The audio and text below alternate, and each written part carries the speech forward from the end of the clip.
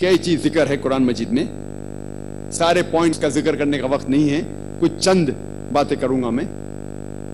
अल्लाह ताला फरमाते सूरह माइदा में सूरा नंबर 5 आयत नंबर 32, अल्लाह ताला फरमाते अगर कोई भी इंसान कोई भी दूसरे इंसान का कत्ल करता है सिर्फ 2 वजह को छोड़ के, एक वो कातिल हो या इस धरती पे फसाद कर रहा हो, ये 2 वजह छोड़ के अगर कोई भी इंसान दूसरे इंसान का कत्ल करता है, वो ऐसा है कि सारी इंसानियत का कत्ल किया।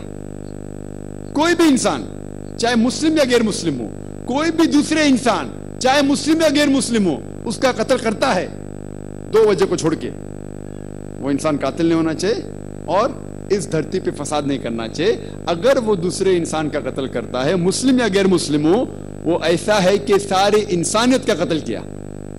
और आयत में आगे लिखा हुआ है कि अगर कोई इंसान कोई दूसरे इंसान की जान बचाता है, वो ऐसा है कि सारी इंसानियत को बचाया है। कत्ल करना हराम है, ममनू है। अल्लाह ताला भी फरमाते हैं कि चोरी करना गलत है।